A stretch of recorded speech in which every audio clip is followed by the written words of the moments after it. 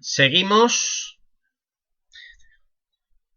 con donde nos habíamos quedado, que estamos en el ANFEC. Bueno, pues teníamos que tener sistemas de iluminación adecuados, como habíamos escrito, suficientes, constantes y correctamente colocados, que no produzcan deslumbramiento ni fatiga. ¿Vale? Bueno, constante sería que el paso de una iluminación a otra muy diferente, que fuera progresivo, que no fuera de golpe. Bueno, y reflejos podrían ser por superficies reflectantes, luces que fueran directamente a los ojos. Bueno, hay legislación, se ve en otra asignatura más detalladamente las normas que tiene que ver de iluminación. Bueno, seguimos. Los ruidos. Las personas que estén sometidas, que tengan que soportar altos niveles de ruido en sus puestos de trabajo, pueden sufrir pérdidas en su capacidad auditiva o llegar a sufrir sordera con el tiempo, lo cual conlleva una disminución de la eficiencia humana, tanto en el trabajo manual como en el intelectual. Bueno, pues puede ocurrir, hay trabajos con máquinas que producen mucho ruido que tendrán estas consecuencias a largo plazo. Hay personas que les afectan más, que tendrán los oídos más sensibles que otras y que serán más proclives a sufrir estos trastornos auditivos. Bueno, el ruido, hay también legislación, o sea, los decibelios, cómo se mide, y se considera ruido a los sonidos no deseados, intempestivos, que resultan molestos y perturbadores. Cuando se encuentran en un nivel considerado peligroso, entonces se hace necesario protegerse de este ruido con unos elementos de seguridad adecuados, además de limitar la fuente de emisión. Ya lo habréis visto que hay muchos tipos de protección auditiva, unos más eficaces que otros, y hay que usarlos pues según el caso que tengamos. Para una reducción técnica del ruido se deberá, entre otras cosas, bueno, pues primero reducir el ruido aéreo tomando las medidas oportunas, como por ejemplo cerramientos o pantallas. Bueno, pues alrededor de una máquina que se pueda establecer un cerramiento para que haga menos ruido. También podría ser lo que he dicho, pues el siguiente punto, reducir el ruido que transmiten los cuerpos sólidos, como puede ser por medio de amortiguamiento o aislamiento. Bueno, pues ya podría ser una estructura del edificio con paredes que aíslen más del ruido.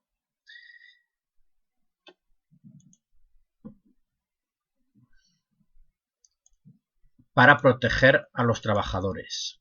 Bueno, y establecer una nueva organización del trabajo, es decir, poner aquellas máquinas, aquellos puestos de trabajo que pueden estar alejados de las fuentes de ruido, pues alejarlos más, hacer un diseño en planta que los trabajadores puedan estar más alejados de esas fuentes de ruido y también colocando esas máquinas pues al fondo, en una esquina, en sitios más alejados. Los compresores, por ejemplo, es algo que emite mucho ruido y por eso lo que se hace es ponerlo en un cuarto cerrado. Aislamiento sería el segundo caso. Y luego ya sabéis que hay una protección auditiva, que el principal problema es que si te llaman, si te dicen algo o tienes que oír una sirena, un sonido de advertencia, no puedes oírlo porque llevas la protección auditiva. Entonces te protege del ruido molesto, pero también de sonidos o voces que deberías oír. Entonces lo que llevan algunos es lo que se llama el pinganillo ese, que es que pueden escuchar mensajes que le llegan del jefe o de otros compañeros de trabajo en los auriculares, que llevan pues como un sistema para poder oír lo que sí que tenemos que oír. Yo lo he visto en algunos trabajos, unos auriculares llevan por dentro que permiten oír pues con tipo radio los mensajes que te llegan. Bueno, luego tenemos también otro punto que hay que tener en cuenta, es la ventilación industrial, que persigue el objetivo de eliminar la presencia de calor, humo, polvo, gases, todo lo que haya molesto que esté suspendido en el ambiente, en el aire, en los lugares de trabajo, que pueden resultar nocivos para la salud de los trabajadores. Entonces la ventilación, siempre que se pueda, que sea natural, lo mejor, porque así entra aire más puro, más limpio del entorno, del ambiente, y renueva el que tenemos que hay viciado. Entonces también hay una normativa de cuánto se debe renovar el aire por cada hora, según el número de trabajadores y el tipo de actividad.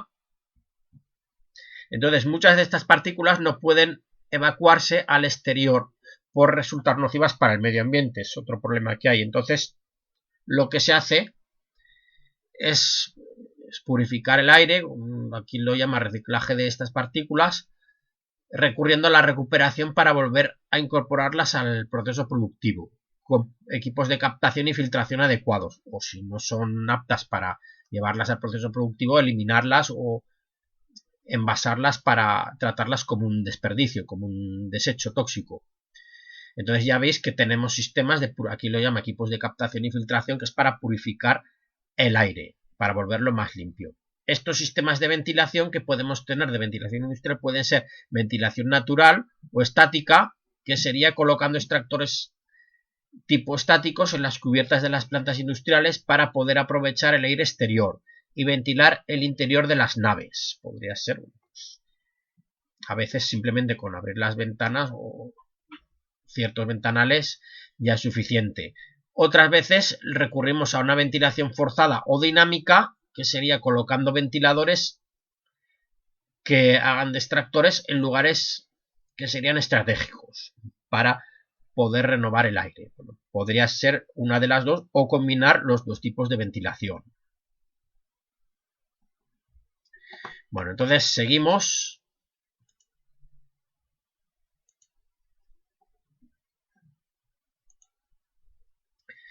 Esto es el ANFEC. Ahora pasamos a presupuestos y costes. Es un tema que también es muy corto, que lo veremos enseguida. Bueno, pues una empresa ya sabemos que su objetivo principal o el único es obtener riqueza a cambio de la prestación de un servicio o de producir, pues, unas piezas o unas máquinas o equipos. Entonces, aquí ocurre que es necesario que sea capaz de crear productos con una calidad aceptable dentro de unos plazos determinados y luego venderlos obteniendo el suficiente beneficio que le permita continuar generando riqueza. Bueno, entonces, antes de estipular el precio de venta del producto, es necesario que se cubran los gastos del proceso de producción, el proceso de ventas y que además se obtenga un beneficio. Entonces, el precio de venta estará en función de estos gastos que produzca el proceso de producción. Entonces, dependiendo de la competencia, que es también un factor que hay que tener en cuenta, jugaremos qué es lo que nos permite poder tener precios en la ausencia de competencia, poner precios más elevados. Entonces jugamos con el margen de beneficio. Pero en este capítulo se tratará de estudiar el proceso de fabricación o coste industrial del producto. Bueno, pues el proceso de fabricación de un determinado producto está influenciado directamente por las instalaciones que hacen posible el proceso productivo. Hay que tener en cuenta que la inversión, habréis oído hablar, sobre todo en los medios de comunicación, de investigación, diseño e innovación, que minimiza los costes del proceso de fabricación. Se trata de investigar, a partir, pues, de todos los conocimientos que tengamos y de la experiencia, cómo hacer el proceso más eficiente económicamente. Bueno, entonces nosotros partimos de un presupuesto. Entonces se define el presupuesto como el estudio de los costes que origina la realización de un trabajo concreto, que puede ser un producto o servicio. Es muy importante para cualquier tipo de empresa intentar aproximarse en la medida de lo posible al coste total de fabricación, porque emitir un presupuesto que pueda ser por exceso o por defecto ocasiona consecuencias muy negativas para la empresa. Entonces, a veces se contrata personal solamente, las empresas contratan personal solamente para hacer presupuestos a los clientes. Lo más habitual es que el cliente, antes de adquirir un determinado producto o servicio, compare calidades y precios. Esto implica, como es obvio, estudiar la relación calidad-precio, eligiendo la más oportuna. Según lo expuesto, la emisión de un presupuesto por exceso tendrá como consecuencias la pérdida de clientela. Si ve que le cobramos más a este cliente, pues podemos perderlo, que será muy difícil de recuperar. Si en cambio el presupuesto se emite por defecto, la empresa, entonces, ¿qué ocurre? Que podemos dejar de generar riqueza, pudiendo llegar a la quiebra y luego cobramos menos. Entonces, por eso el presupuesto tiene que ser lo más real posible. Bueno, entonces hay una serie de factores que intervendrán para influenciando el coste industrial. Bueno, los factores que intervendrán aquí en este coste industrial de un producto son la suma de los siguientes elementos: la materia prima, la mano de obra directa y los gastos generales. Entonces, aquí hablaremos de cada uno de estos factores. El coste de la materia prima es casi el mismo para cada empresa de tamaño similar. Es lo mismo, los proveedores más o menos suelen cobrar puede que haya algunos más baratos, más caros que otros, pero suele ser parecido. A lo mejor encontramos alguno que nos hace una rebaja, un descuento, pero también hay que buscar la calidad, que nos lo venda con calidad y con garantías. Entonces, dentro del coste de la materia prima incluimos el material que se pretende transformar, los elementos normalizados que se adquieren en el comercio también. Ya hemos visto las formas con las que adquiríamos los materiales, lo vimos al principio del curso en el tema de materiales. También se incluyen los gastos generados por la adquisición de los productos, como pueden ser gastos de transporte, aranceles, comisiones, pues también el gasto de transporte, aranceles cuando adquirimos productos al exterior, comisiones, porque sobre todo cuando se trata de conseguir productos del exterior hay intermediarios. Entonces todo pues, lo podríamos desglosar, todos los costes que nos puede costar, y además los costes de la materia prima cuando se compra al extranjero son más variables en el tiempo. Además influye el cambio de moneda, si pagamos en euros y nos lo venden pues en otro moneda, al tener que hacer el cambio de moneda, pues puede que, como el cambio de moneda no siempre es constante, pues puede ser otro factor que haga que varíe nuestro coste, el coste que tenemos de materia prima. Bueno, pues luego tenemos el coste de la mano de obra directa, que es la cantidad de mano de obra que la empresa gasta en concepto de remuneración a los operarios que trabajan de forma exclusiva en la realización de un producto determinado. Los encargados de las diferentes secciones controlarán las horas destinadas por parte de los operarios. En algunos trabajos hay que rellenar un informe de lo que se ha hecho durante las 8 horas para realizar este producto, ¿vale? Controlan que se haya invertido, que se haya gastado las 8 horas. Luego a veces también horas extras. Hay que tener en cuenta que dentro de este coste se incluyen las cargas sociales de la empresa, vacaciones, pagas extras por seguridad social, la paga extraordinaria de Navidad y de verano. Pues todo esto es el coste de la mano de obra, que muchas veces puede ser el mayor coste en muchas empresas, sobre todo las de mantenimiento, pero las de producción también. Bueno, entonces seguimos. Un factor importante para... Aquí está. Un momento, que aquí se ha saltado una hoja. Es que falta una. Bueno, aquí falta, me parece, que la segunda hoja, presupuestos y costes. Voy a mirarlo en el libro.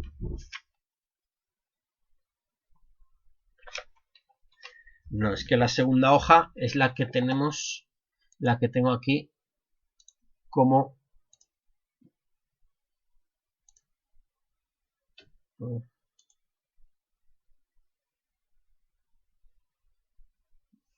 Es que falta aquí uno, dos.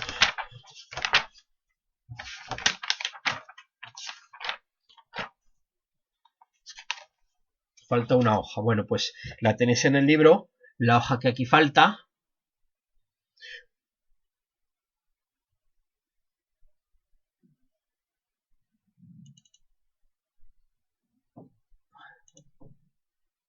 Un factor importante para saber calcular este presupuesto es el cálculo de tiempo de fabricación. Entonces distinguimos entre tiempos de corte o máquina, maniobra y preparación. En primer tiempo si calculamos el primer tiempo, hay que calcular, según lo he estudiado en los diferentes capítulos de este libro, el resto de tiempos que ya os acordáis de los cálculos de tiempo que vimos en la fresadora, en el torno, en la rectificadora. Bueno, pues con eso podríamos calcular el tiempo de fabricación. Cada empresa dispondrá de unas tablas que le servirán de ayuda para aproximarse en lo máximo posible al tiempo real del proceso. A continuación tenemos una tabla, la veis ahí en el libro, en la segunda página del capítulo, que sirve de ejemplo. Esta muestra no sigue ningún tipo de norma en vigor, sino que representa el tiempo que habría que estimar para cada una de las operaciones. Entonces ahí veis, estudiar el plano, buscar herramientas almacén. Bueno, pues ya veis todos los movimientos o tiempos que hay que hacer para fabricar una pieza. Bueno, pues ahí tendríamos el coste, podríamos sacar el coste de la mano de obra. Lo tenemos en minutos, aunque luego se podría tener más precisión, pues podría ser en segundos o incluso décimas, con décimas de segundo. Bueno, luego tenemos el coste de los gastos generales, que incluye el resto de gastos originados en el proceso de fabricación que no dependen de los elementos anteriores. Dentro de este apartado podremos encontrar los que dependan directamente en la fabricación, gastos generales variables, y otros que no dependen directamente del proceso productivo, que son los gastos generales fijos. Entonces, en los gastos generales fijos se incluye la mano de obra indirecta, que hay que pagar gente que interviene aquí en el proceso de fabricación, pero no directamente, pues por ejemplo podrían ser los administrativos, ciertos técnicos. También podríamos incluir aquí el alquiler de la nave, hay que pagarlo, amortizaciones de los equipos industriales que hemos adquirido, que son caros, alumbrado, calefacción. Son gastos fijos porque son independientes de lo que fabriquemos. El alquiler hay que pagarlo, se emplee mucho o se emplee poco la empresa. Entonces, mientras que los gastos de operarios de producción son prácticamente proporcionales a lo que fabriquemos. Contribuciones, impuestos, seguros, gastos varios que resultan esporádicos y difíciles de predecir. Como podemos ver, incluso sin producir o trabajar, cualquier empresa tendrá unos gastos bastante curiosos, que como estamos viendo son fijos.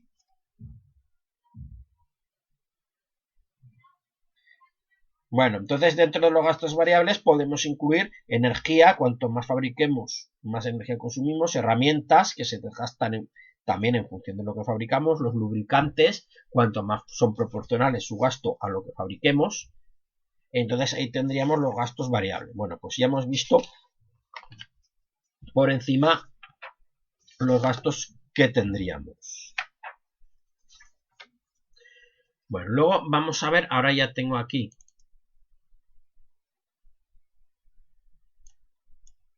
la forma de trabajar de las empresas en los cálculos de coste de un producto. Bueno, pues la empresa podría dedicarse a la fabricación de un solo producto o a la fabricación de varios productos. Entonces el cálculo cuando tenemos un solo producto es el más sencillo de todos, porque todo el gasto recae sobre el mismo producto. Entonces simplemente sumando todos los gastos y luego se divide entre el número de piezas, se obtiene el resultado que buscamos. Pueden darse dos casos: que el producto se consiga en una única fase de trabajo o que requiera pasar por distintas secciones. Entonces, en primer lugar, las empresas que gestionan productos de una sola etapa utilizan los sistemas de coste global porque se llevaría una contabilidad conjunta del proceso de fabricación. Bueno, pues determinarían la cantidad y coste de la materia prima, el precio de la mano de obra directa, que se puede calcular a partir de los gastos originados, por ejemplo, en un mes. Los gastos generales anuales, calculando el promedio que se requiera, se contabiliza el número de piezas obtenidas en este periodo y podemos obtener el precio unitario del producto. Entonces aplicamos la siguiente fórmula. ¿Veis? Cogemos los tres costes que teníamos anteriormente: el coste de la materia prima, el coste de la mano de obra directa y los costes generales. Pero aquí veis que no está la mano de obra indirecta. Veis solamente estos tres costes. Y se divide por el número de piezas obtenidas. Entonces tendríamos el coste que nos costaría cada pieza en la moneda de fuera, en euros, ¿no? Bueno, en cambio, si la producción se realiza por fases que se puedan identificar con facilidad, las empresas lo que harán será una contabilidad del coste de manera individual dependiendo de las fases del trabajo. Luego se calcula el coste total sumando los costes de cada fase y dividiendo entre el número de fases. Pues ya sería por cada fase. Entonces se considera cada sección como un proceso único y se calcula el coste pensando o teniendo en cuenta el valor que presenta la materia prima al salir de la fase anterior. Gracias a este sistema, cuando se analiza el funcionamiento de una empresa, podemos identificar claramente los rendimientos de las distintas partes o secciones que la componen. Entonces podemos ver en qué fase tenemos un proceso antieconómico, dicho de otra manera, que no tiene el rendimiento, que es más caro, en el que se pierde dinero o hay que destinar mucho más recursos económicos, que pueden ser de materia prima, de mano de obra, de energía. Así podemos verlo con más claridad. Bueno, si la empresa fabrica varios productos, que es lo más habitual, es más problemático analizar los costes por producto, porque se diferencian perfectamente los costes de materias primas y de mano de obra, pero no sucede lo mismo con la suma de los gastos generales. Entonces se utilizan los siguientes sistemas para analizar estos costes, que sería el sistema de costes llamado especiales y el sistema de coste marginal. Lo que pasa, estos son fórmulas. El sistema de coste llamado especiales, para determinar los gastos generales de los diversos productos, se toma como referencia un valor con el que se pueda deducir un determinado gasto. Se toma como referencia el valor de la materia prima, el precio de la mano de obra, de las horas trabajadas. Y cuando se aplique un coeficiente a estos valores conocidos, podremos determinar el gasto general del producto. Entonces, hay dos maneras de hacer el reparto de gastos generales. Y eso conlleva a que tengamos dos formas de calcular los coeficientes. Entonces, los costes generales se podrán calcular en conjunto de forma sintética o repartiendo los gastos generales entre las diferentes secciones o fases de la producción, en la proporción que han intervenido, que sería de forma analítica. Bueno, esto simplemente no lo vamos a ver, es muy lioso, porque son fórmulas. Entonces, la asignatura que tenemos, definición de procesos, no es para hacer cálculos económicos, simplemente es una introducción.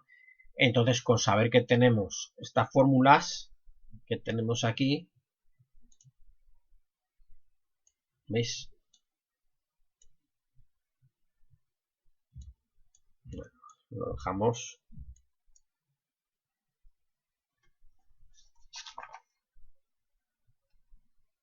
Aquí tenemos el coste de hora de máquina. Está la forma, en lo anterior teníamos la forma sintética y la forma analítica, pero no las vamos a ver. Aquí nos habla de los costes de la hora de máquina.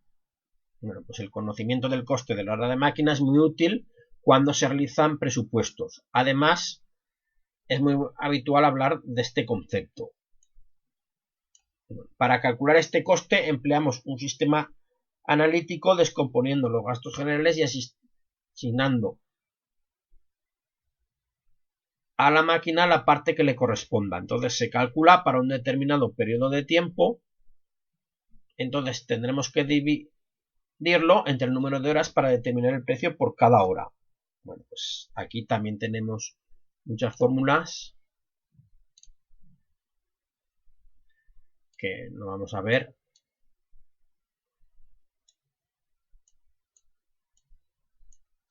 Bueno, vamos a ver que hay un ejemplo que se podrá ver.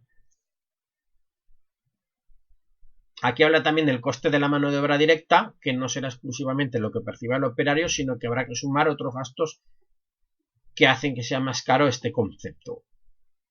Por lo tanto, lo que se tendrá en cuenta será el gasto real correspondiente al puesto de trabajo. Entonces, aquí tenemos un ejemplo. En una empresa, la jornada laboral es de 1.600 horas al año. Supongamos 40 semanas, cada una de 40 horas, ¿no? Supongamos que un operario atiende una máquina ascendiendo anualmente los gastos derivados de su trabajo a 38.200 euros, ¿no? Los gastos que hay que pagarlo. El coste, el salario, lo que hay que pagarle a este empleado. Los costes generales que se pueden asignar a esta máquina son 6.630 euros. La máquina que tenemos no trabaja las 1.600 horas al año, porque hay ratos que está parado o haciéndole mantenimiento y no funciona. Entonces, lo que hacemos sería que estimásemos en 1.300 horas de trabajo al año lo que trabaja, lo que se usa. ¿Vale? Y los costes generales de la máquina, estos 6.630 euros, son lo que cuesta de mantenerlo y de amortizar. Entonces, el precio por hora de la máquina será estos 38.200 euros, los 6.630 euros del que nos cuesta la máquina cada año, dividiéndolo por las 1.300 horas, nos da 34 y pico euros la hora. Es el precio por hora máquina. ¿Vale? Pero ¿qué ocurre? Que el operario hace otras labores cuando la máquina no está produciendo, por lo que al calcular el coste real del operario hay que disminuirlo en parte porque además realiza otras actividades que no se pueden asignar a este equipo. Entonces el precio hora del operario será, ¿ves? Dividimos en lo que nos cuesta el operario por las 1.600 horas que trabaja el operario. Nos da 23,88 horas. Entonces los gastos de la máquina que tenemos no cambian. Lo que hacemos ahora es calcular los costes de la máquina, pero no cogemos las 1.600 horas que está abierta la empresa al año, sino las 1.300 horas que trabaja la máquina. Entonces nos sale 5,1 euro la hora. Entonces lo que hacemos es sumar este precio del operario y el precio de la máquina por cada hora. Entonces nos sale un valor distinto, 28, casi 29, que es un valor distinto al que teníamos anteriormente. Bueno, luego tenemos, ya pasando a otro, los sistemas de coste marginal. Otras empresas, para no complicarse en cálculos, realizan la suma del coste de materias primas, de máquinas, de ventas y le suman el porcentaje correspondiente para gastos generales y para beneficio. Estas empresas emiten presupuestos menos próximos al valor real que los anteriores. Entonces el precio de venta al público será las materias primas directas más la mano de obra directa más el coste de venta más el margen comercial. El beneficio obtenido será igual a la diferencia entre el margen comercial y los gastos generales de la empresa. Pues aquí tendríamos otra forma de calcularlo.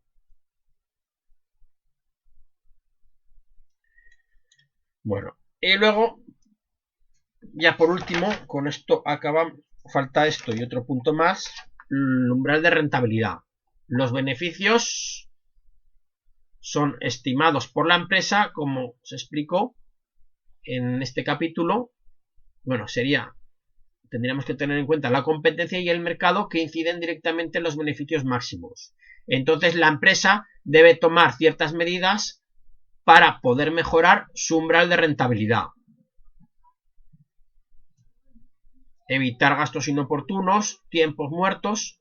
Entonces se llama umbral de rentabilidad a la cifra mínima de negocio necesaria para cubrir gastos.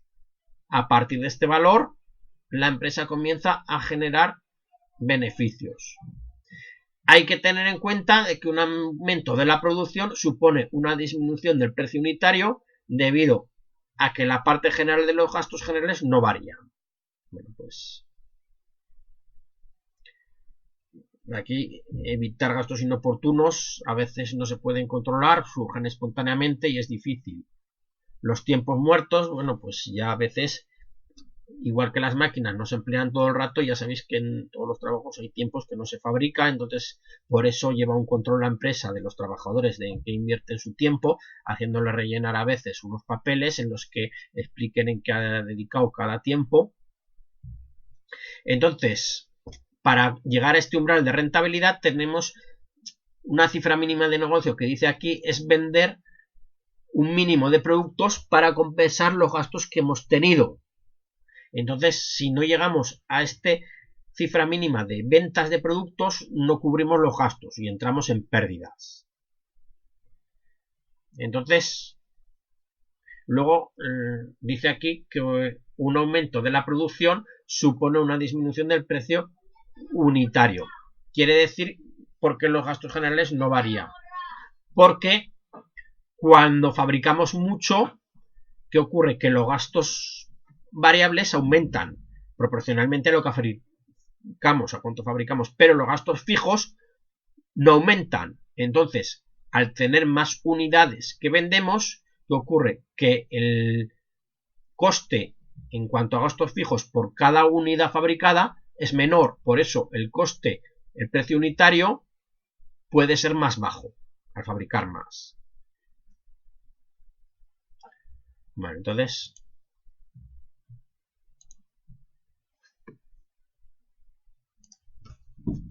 ¿veis? Aquí lo tenemos. ¿Qué ocurre? Que cuando fabricamos mucho, ¿veis? Los gastos proporcionales a la producción son proporcionales a lo que se fabrica. Y aquí tenemos estos gastos proporcionales más un gasto fijo. ¿Veis? El gasto fijo es lo que tenemos, la diferencia que hay entre este punto y este. ¿Veis? Esto es los gastos fijos. O lo mismo, la zona que tenemos desde aquí hasta aquí.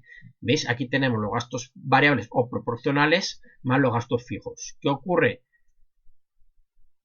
Que cuanto más fabriquemos, ese gasto fijo, cuando lo dividimos por el número de unidades fabricadas y vendidas, claro está que hay que venderlas todas, es menor. Entonces, ¿veis? Aquí tenemos un punto en el que lo que ingresamos es igual a lo que gastamos. Y por debajo de una cantidad que tenemos en este punto de unidades vendidas, tenemos pérdidas y por encima ganancia. ¿Veis? Aquí tendríamos, esto sería, esta línea, los ingresos. ¿Lo veis? Esto serían los gastos totales y esto los ingresos totales. ¿Veis? Aquí lo tenemos desglosado, gastos fijos y gastos variables. Y aquí el margen bruto, que es la diferencia.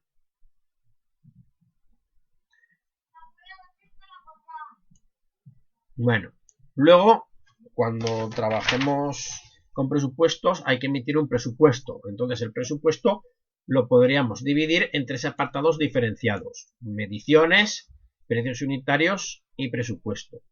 Las mediciones son el conjunto de todos los conceptos necesarios para la ejecución del proyecto, agrupando por separado aquellas unidades que sean objeto de igual precio. Las mediciones se aplicarán obteniendo las cotas de los planos.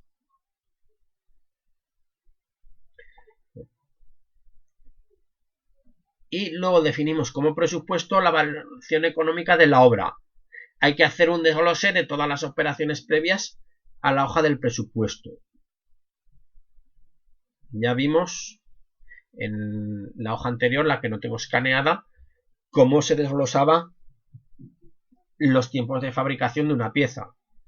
Entonces, cuando hacemos un presupuesto hay que tener en cuenta todo esto y hay que diferenciar de forma clara cada apartado. Entre otras cosas, bueno, un presupuesto deberá registrar precios unitarios, número de unidades. Entonces yo os digo que hay gente que se contrata, técnicos o ingenieros a veces, solamente para realizar presupuestos para el cliente. Y lo normal es no cobrarle nada al cliente por un presupuesto, aunque luego se busque otra empresa porque no le gusta el nuestro, porque le parezca muy caro. o que no le satisface.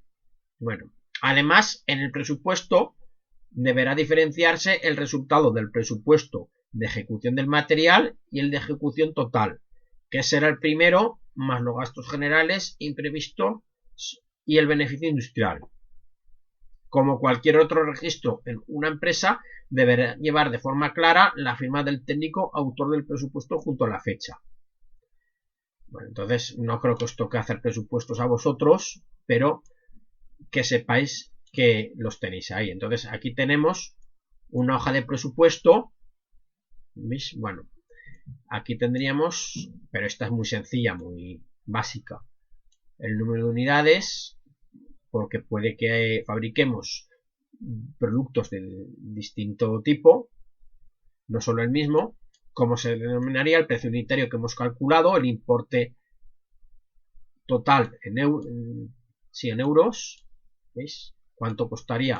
Aquí la suma total, los precios unitarios no hay que sumarlos, pero el importe sí que hay que sumar para obtener el total. Bueno, los imprevistos que pudiera haber, el beneficio industrial, planificación, bueno, en realidad un presupuesto no sería tan sencillo como esto, porque si no esto, si fuera una cosa como esta, pues lo podría hacer cualquier persona del mundo lo podría hacer y no sería necesario contratar a nadie para que lo hiciera, ¿vale? Porque en realidad lleva muchos más cálculos y muchas cosas que hay que tener en cuenta. Pero resumiéndolo, a lo mejor lo que le diéramos al cliente sí que podría ser una cosa parecida a lo que tenemos aquí.